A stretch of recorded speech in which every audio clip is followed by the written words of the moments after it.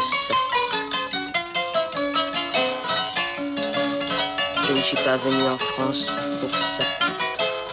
Au travers de la description du travail domestique, La Noire 2 rend compte de la continuité des rapports hérités du colonialisme au lendemain de la décolonisation.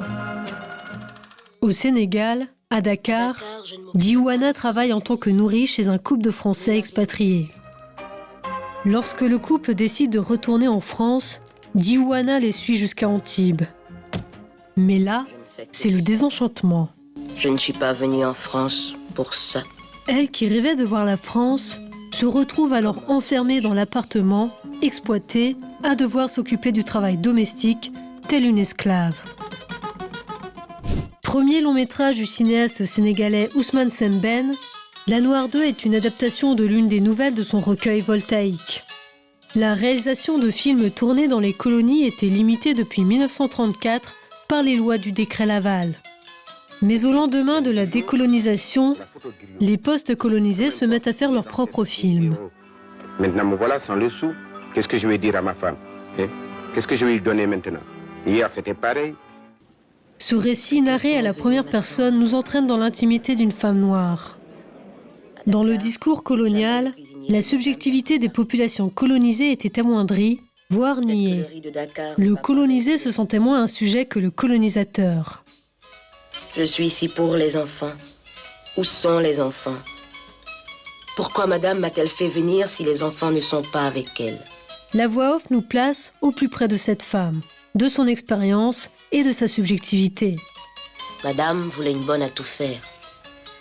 C'est pour cela qu'elle m'a choisi. Elle lui donne un jeu et permet de constituer un contrepoint au processus de déshumanisation qu'elle subit.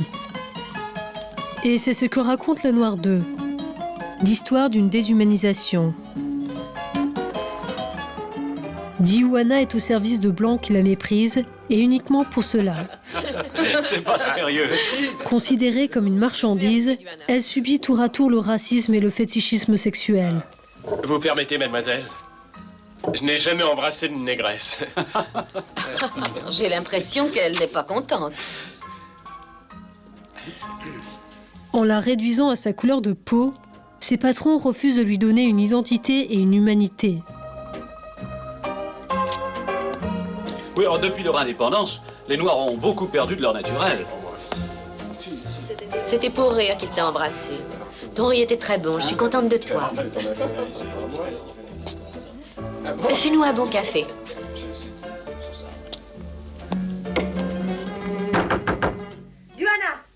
Diouana, je te dis de sortir, tu entends? Diouana tente de se rebeller à plusieurs reprises, mais est aussitôt rappelée à l'ordre et remise à sa place. Diouana, enlève tes chaussures. N'oublie pas que tu es une bonne. Et maintenant, les enfants sont là, alors finis de rigoler. Au début du film, Diouana offre à ses patrons un masque africain. C'est pour moi? Vie, madame.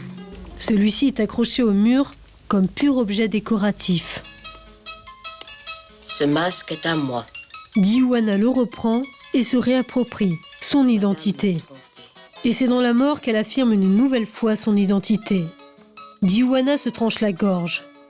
Selon la chercheuse Rachel Langford, cette négation de la voix et de l'expression est paradoxalement l'affirmation la plus forte de sa subjectivité.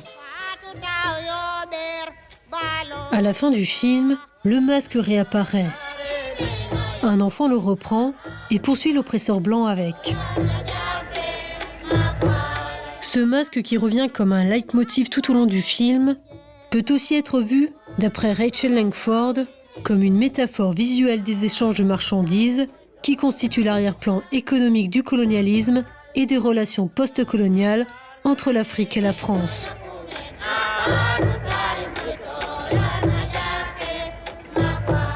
Cette dimension n'a rien d'étonnant.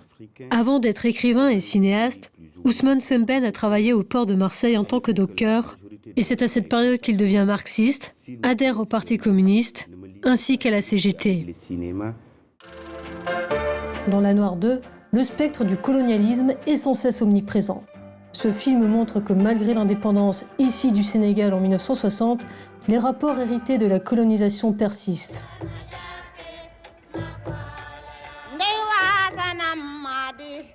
wasanam limale ndey wasanam salmare